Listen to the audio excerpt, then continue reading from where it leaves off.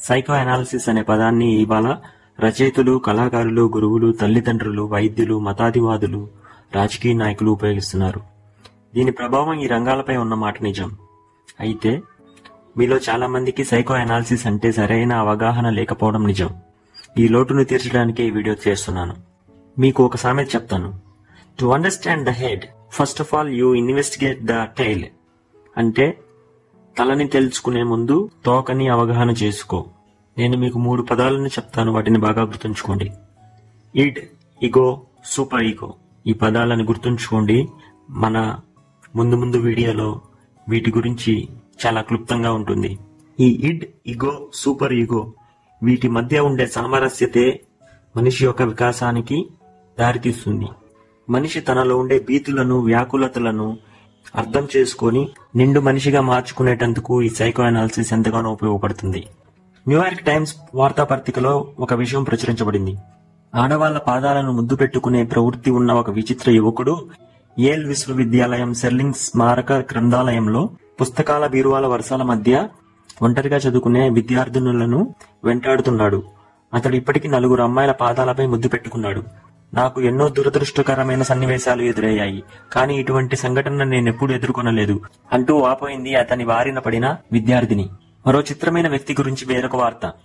బానిసత్వాన్ని గురించి తాను ఒక సర్వే చేస్తున్నానని ఆ సర్వేలో పాల్గొనవలసిందిగా కొంతమంది స్త్రీలను ఆహ్వానించాడు ఒక న్యాయవాది. ఆ సర్వేలో పాల్గొన్న స్త్రీలను అతడు తాళ్లతో బంధించి కొరడాలతో కొట్టాడు. ఒకసారి పాల్గొన్న 7 స్త్రీలలో 18 సంవత్సరాల యువతి కూడా ఉంది. ఆమె ఈ విషయాన్ని తన తల్లిదండ్రులకు నివేదించుకోవడంతో అసలు విషయం బయటకొచ్చింది. ఆ న్యాయవాది కోర్టులో అతని నేరాన్ని అంగీకరించాడు. అందరి కళ్ళు నీమీదే అంటూ, అందరూ నీ అందాన్ని చూసి మైమరుస్తున్నారంటూ ప్రియుడొకడు తన అందాల ప్రేయసిని హింసిస్తూ ఉండేవాడు. అతని బాధ భరించలేక ఆమె బ్లేడుతో తన ముఖం నిండా ఘాట్లు పెట్టుకుని వికృతంగా మారి అతని ప్రేమను నిలుపుకుంది. ప్రపంచంలోకెల్లా అత్యంత ధనికుడైన ప్రెసిడెంట్ కెనడీ భార్య జాక్వెలిన్ కెనడీ, వివాహమాడిన అరిస్టాటిల్, సోక్రటిస్, ఉనాసిస్ 10 ఆడవాళ్ల మధ్య నిలబడి ప్యాంటును క్రిందికి జార్చి ముందుకు వంగి తన పిరుదులను తెరిచి తన మూల సంఖ్యను చూపించి పరిశీలించమని వాళ్లను కోరేవాడు. ప్రాచీన చరిత్ర పుటలను తిరగవేసిన మనకు అందులో ఎంతో మంది వ్యక్తులు తారసిల్లపడతారు. పర్షియా రాజు కెంబేసిజ్, ఇతడు క్రీస్తు పూర్వం 6వ శతాబ్దానికి చెందినవాడు.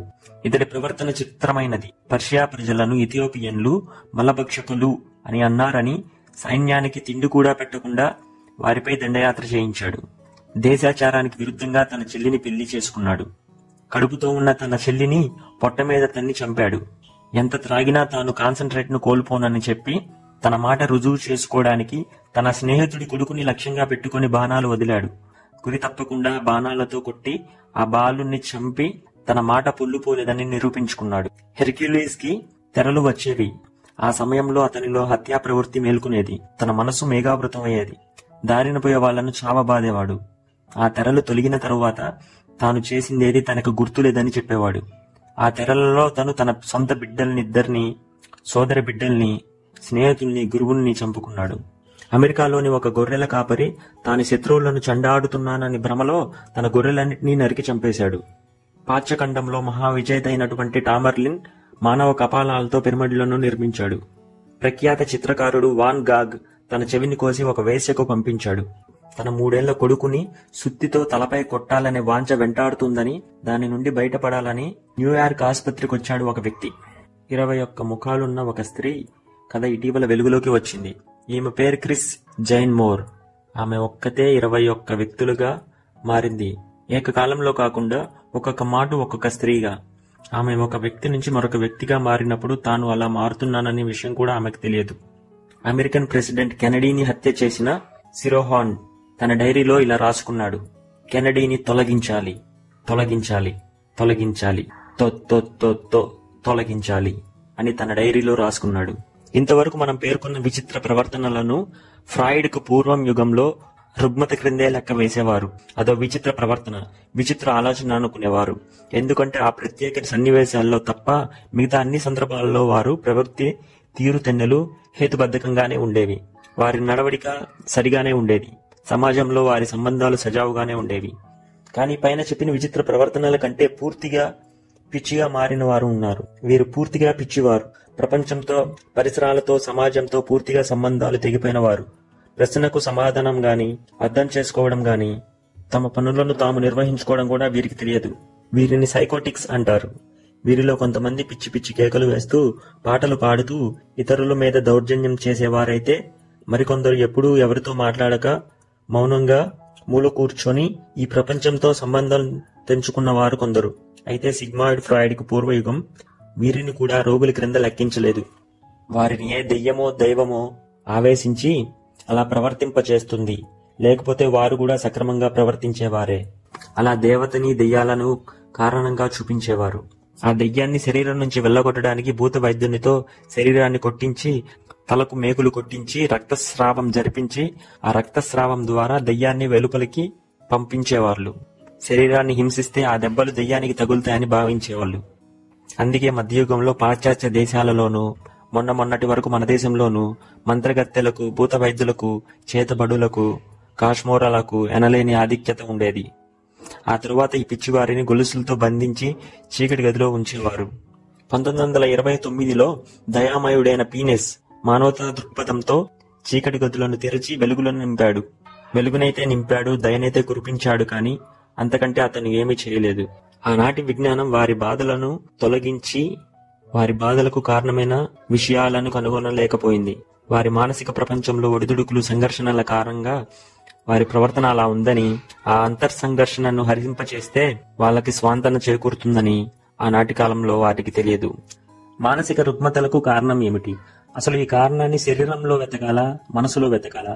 1757లో ఆల్బ్రెచ్టావన్ హెల్లర్ మానసిక వ్యాకులతకు మూలాన్ని మెదడులో చూడాలని ప్రతిపాదించారు.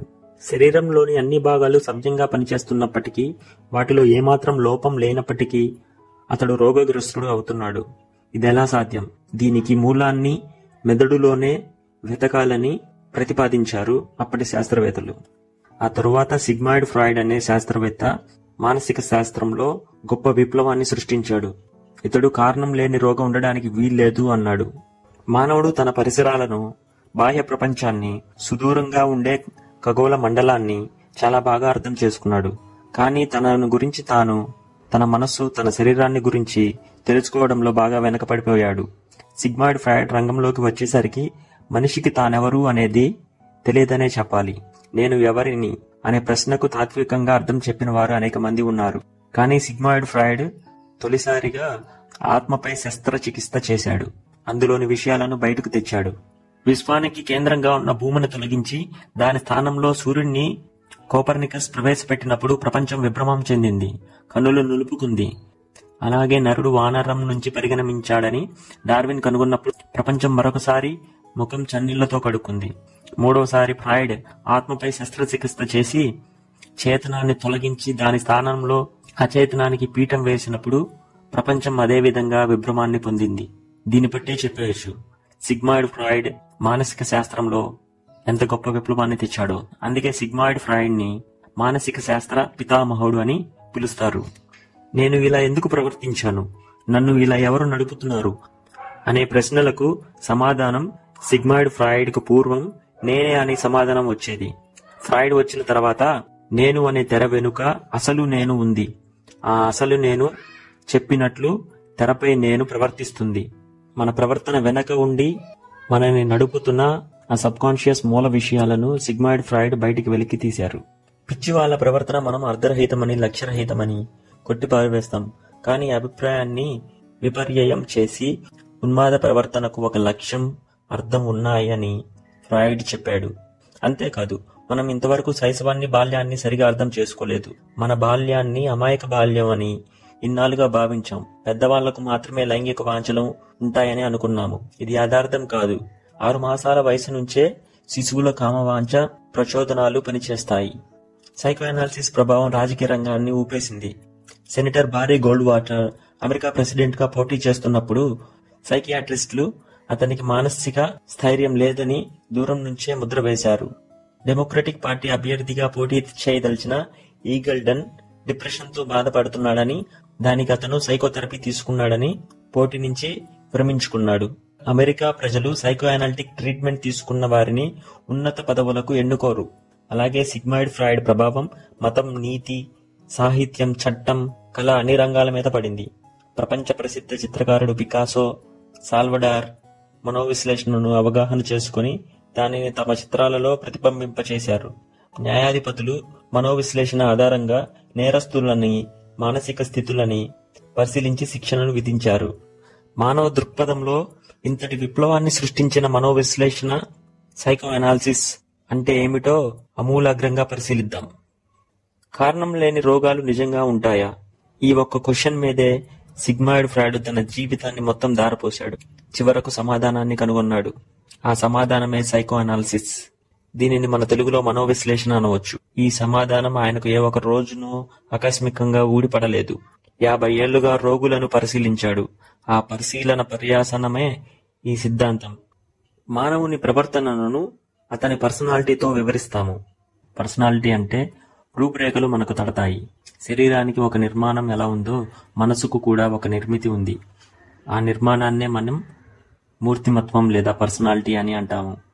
మన ప్రవర్తనలోని స్థిరత్వానికి కారణం ఈ పర్సనాలిటీనే. గాంధీ ఇలా ప్రవర్తించాడు, నెహ్రూ అలా ప్రవర్తించాడు అని అన్నప్పుడు వాళ్ళ ప్రవర్తనలోని అలా ఇలాలకు కారణం వారి పర్సనాలిటీనే. మన ప్రవర్తనకు కారణమైన పూర్తి వ్యవస్థ సరిగా లేకపోవడం వలన గందరగోళం ఏర్పడుతుంది. ఒకసారి ఒక విధంగా, మరొకసారి మరొక విధంగా అంతూ పొంతూ లేకుండా ప్రవర్తిస్తాం. ఒకసారి ప్రవర్తించిన తీరుకు మరొకసారి ప్రవర్తించిన తీరుకు సంబంధమే లేకపోతే మన ప్రవర్తనను ఎవరైనా ఎలా అర్థం చేసుకుంటారు? మనం ముందు ఎలా ప్రవర్తిస్తామో ఒక భావన లేకపోతే ఎదుటివారు మనతో ఎలా సంబంధాలు పెట్టుకుంటారు? మన మనోజీవితంలో ఆలోచన, స్వైర విహారాలు వంటి ఎన్నో సంఘటనలు సంభవిస్తూ ఉంటాయి. అలా సంభవించిన సంఘటనలన్నీ మనకు తెలియాలని లేదు.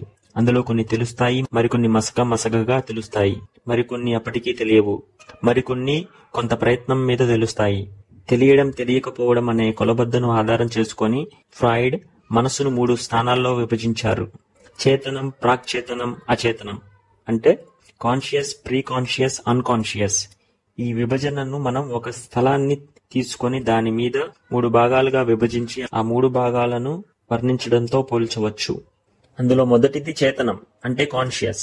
మనం మేల్కొని ఉన్నప్పుడు ఏ క్షణంలోనైనా మనకు తెలుస్తున్నదంతా లేదా మనం ఎరుగుతున్నదంతా చేతన స్థానంలో ఉంటుంది. నా ఎదురుగా ఒక గులాబీ పువ్వు ఉంది, నేను దాన్ని చూస్తాను, ఆనందిస్తాను, అనుభవిస్తాను. అంటే అది గులాబీ పువ్వు అన్న ఎరుక నాకు కలిగింది. కొంత సమయానికి ఆ గులాబీ పువ్వును పక్కన పడవేసి వేరొక వస్తువుపై నా దృష్టిని కేంద్రీకరిస్తాను. అప్పుడు ఆ గులాబీ పువ్వు యొక్క అనుభవాలు మన ప్రీ కాన్షియస్, ప్రాక్చైతన్యంలో ఉంటాయి.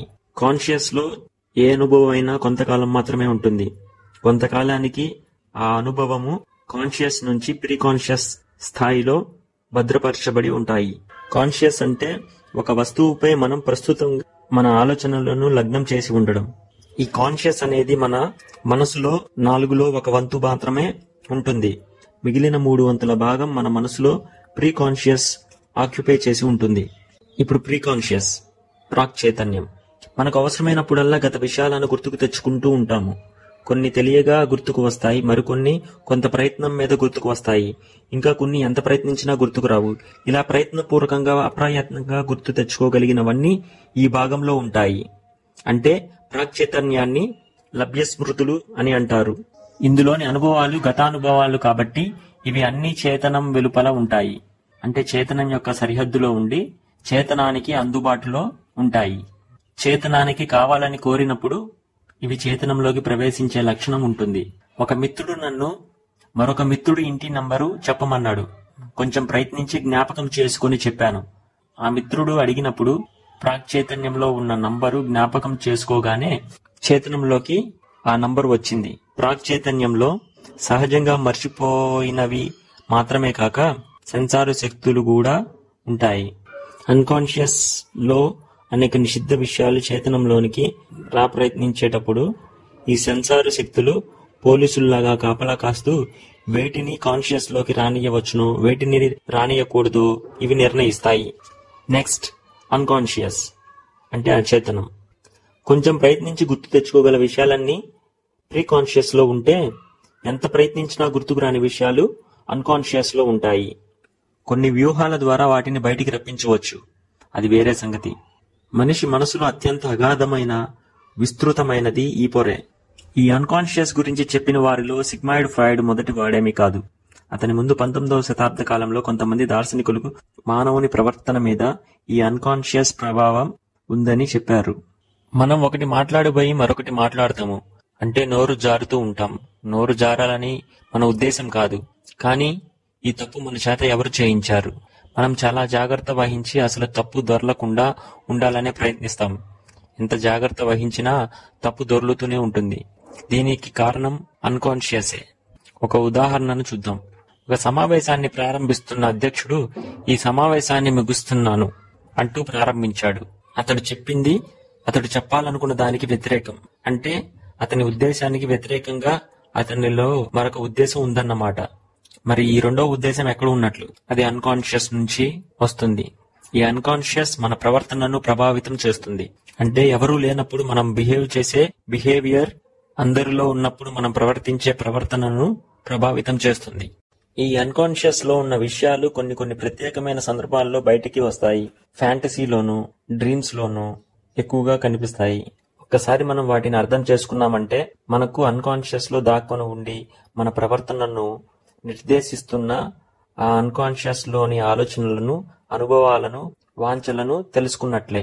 అగాధమైన ఈ అన్కాన్షియస్ లో బాధాకరమైన జ్ఞాపకాలు, నిషిద్ధ వాంఛలు, కోరరాని కోరికలు, జుగుప్సాకరమైన అంశాలు ఉంటాయి. ఈ విషయాలు అసలు మొదట దీనిలోకి ఎలా ప్రవేశించినట్లు? ఇవన్నీ ఒకప్పుడు మన కాన్షియస్ లో ఉన్నవే, కానీ మన కాన్షియస్ ఇలాంటి విషయాలను భరించలేదు. బాధాకరమైన, అవమానకరమైన విషయాలను గుర్తుపెట్టుకోవాలని ఎవరికి ఉంటుంది? తల్లి పొందును కోరే ఆలోచన ఒకటి మనసులో మెదిలిందనుకోండి, అటువంటి ఆలోచనను సంఘం సహించదు. అందుకని ఆ ఆలోచనను కాన్షియస్ నుంచి బలవంతంగా గెంటివేసి అన్కాన్షియస్ లోకి నెట్టవేయబడుతుంది. అవమానకరాలైన జ్ఞాపకాలను కాన్షియస్ నుంచి వెలివేయబడి అన్కాన్షియస్ లోకి నెట్టివేయబడతాయి. మన ఇష్టానికి వ్యతిరేకంగా కొన్ని జ్ఞాపకాలు, ఆలోచనలు మన మనసులోకి పదే పదే వస్తాయి. వీటిని మర్చిపోవాలని విశ్వ ప్రయత్నాలు చేస్తాం. ఇలా వాంటెడ్ గా మర్చిపోవాలనుకున్న విషయాలను యాక్టివ్ ఫర్గాటింగ్ అని పిలుస్తారు. ఇలా మర్చిపోయిన విషయాలు కూడా అన్కాన్షియస్ లోకి చేరతాయి. ఈ అన్కాన్షియస్ లో నీతితో సంబంధం లేని సహజాత ప్రచోదనలు, చిన్న వయసులో ఉండే అనుభవాలు ఉంటాయి. సహజాత ప్రచోదనలంటే పాశవిక తృప్తిని కోరే భావాలు. ఇవి ఎప్పుడూ కాన్షియస్ లో ఉన్నవి కావు. కాన్షియస్ లో ఉండే అంశాలు కాలానికి అనుగుణంగా, బాహ్య వాస్తవాలకు అనుగుణంగా అమర్చబడి ఉంటే ఈ అన్కాన్షియస్ లోని విషయాలు కాలక్రమాన్ని పాటించవు. వాటికి ఒక పద్ధతి అంటూ ఉండదు.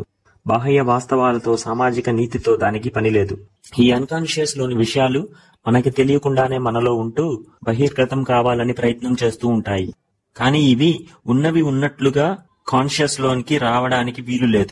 ఎందుకంటే కాన్షియస్ వీటిని భరించలేక కదా ఒకప్పుడు బయటికి గెంటివేశాయి.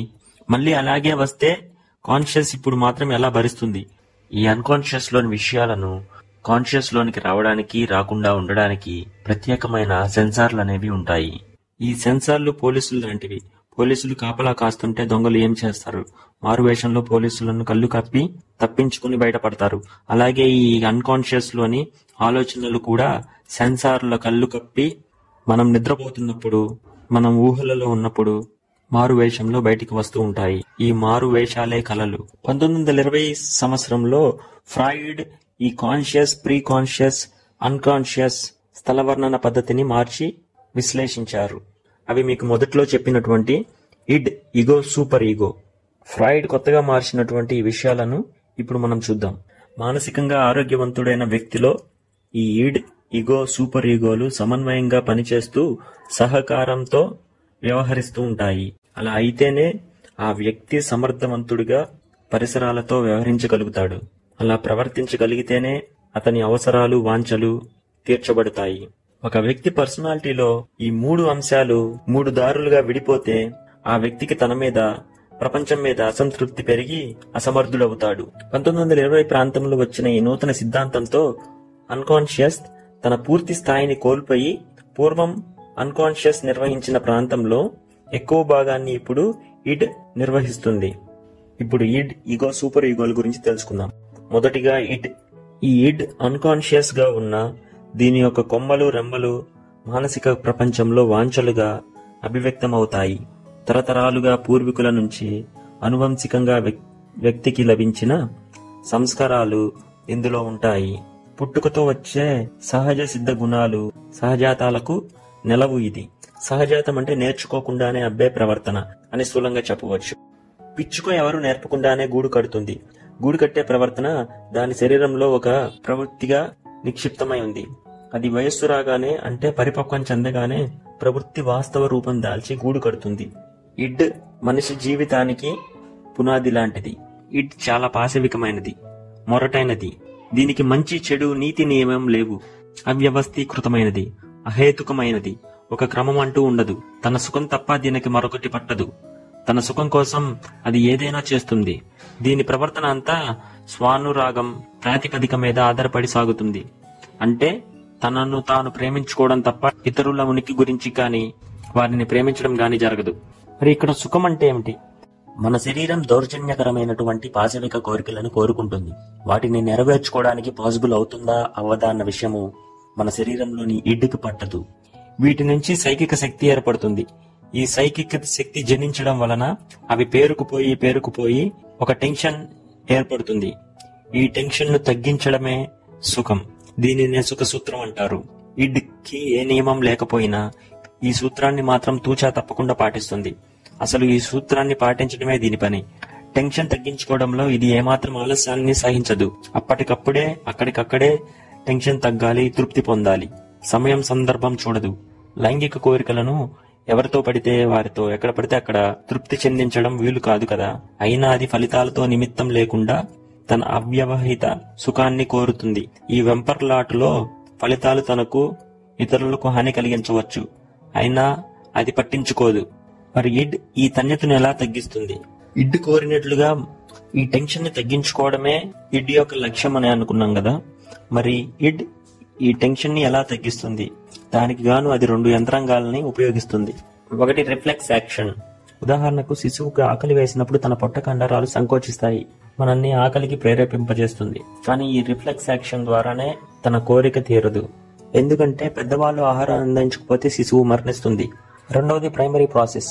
ఇది పూర్తిగా మానసిక ప్రక్రియ. ఇందులో శిశువు లోగడ తనకు ప్రాథమికంగా అవసరాన్ని తీర్చిన తల్లి ప్రతిమను ఊహించుకుంటాడు. శిశువుకు ఆకలైనప్పుడు పాలివ్వడానికి అందుబాటులో ఉండదు. అదిగాక కొంతమంది తల్లిలు నిర్ణీత కాలంలోనే పాలిస్తుంటారు. అలాంటప్పుడు శిశువులు ఫ్రస్ట్రేషన్ కి గురవుతారు. ఈ ఆలస్యం వల్ల, అసౌకర్యం కారణం వల్ల ఇడ్డు వికసిస్తుంది. పాలు ఆకలి తీరుస్తాయన్న విషయం శిశువుకు అనుభవం మీద కానీ అర్థం కాలేదు. పాలకు సంబంధించిన ప్రతిమ, రుచి, రంగు, వాసన మొదలైనవి అతనికి జ్ఞాపకం ఉంటాయి. ఆకలి వేసినప్పుడు పాలు వెంటనే అందకపోతే ఆకలి టెన్షన్ పాల స్మృతిని, వాసన, రుచి, రంగు జ్ఞాపకాలను రప్పిస్తుంది. ఈ ప్రతిబింబం టెన్షన్ ను కొంతమేర తగ్గిస్తుంది. ప్రతిబింబాన్ని ఊహింపచేసే ప్రక్రియనే ప్రాథమిక ప్రక్రియ, ప్రైమరీ ప్రాసెస్ అంటారు. ఈ ప్రైమరీ ప్రాసెస్ లో ఆకలి ఉన్నవాడు రొట్టె ముక్కను, ద్రప్పికి వేసిన వాడు నీటిని ఊహించుకోవడం ద్వారా పాక్షికంగా తమ తృప్తిని తీర్చుకుంటారు. ప్రియురాలి కోసం ముఖం వాచిన వాడు ఆమె ఫోటోను చూసి కొంత పాక్షిక తృప్తిని పొందుతాడు. నిజంగా వస్తువుకు బదులు దాని ప్రతిమ ఎక్కడైనా తృప్తినిస్తుందా? ఇది ఎంత అహేతుకం, ఎంత వివేచనారహితం. కానీ ఇడ్డికి ఇదేమి పనికిరాదు. దాని కోరికను తీర్చడమే దానికి కావాలి. ఈ ఇడ్ వ్యక్తి ఉనికికి ప్రమాదమని కూడా తెలుసుకోక తన సుఖాన్ని తాను కోరుకుంటుంది. బాల్యంలో ఆ బిడ్డకి ఆకలి వేసినప్పుడు పాలు ఇవ్వకపోవడం వలన తన అవసరాలను వాయిదా వేసుకుంటుంది. మరి ఇడ్ సంగతి ఏమిటి? ఇడు వాయిదా ఒప్పుకోదు. తన అవసరాలు వాంఛలే కాక బాహ్య ప్రపంచం ఒకటి ఉన్నది అని బిడ్డ తెలుసుకున్నప్పుడు అతని కోరికను వాయిదా వేసుకోగల శక్తి సమకూరుతుంది. ఈ వివేకం బిడ్డలో ఎప్పుడైతే ఉదయిస్తుందో అప్పుడు ఆ బిడ్డ యొక్క పర్సనాలిటీ 2వ భాగానికి చేరుతుంది. అదే ఈగో, అహం. తన అవసరాలను తీర్చుకోవడానికి ఇడ్ ప్రేరేపిస్తుంది. అలా స్వైర కల్పన చేస్తూ కళలను, కవిత్వాన్ని ఆశ్రయిస్తుంది. తన అవసరాలను తీర్చగల అసలు చర్యలను నిర్వహించడానికి ఈగో అవసరం ఉంది. ఈగో, అహం. ఒక ప్రక్క అవసరాలు, వాంఛలు అవ్యవహితంగా తీరాలంటుంది ఇడ్.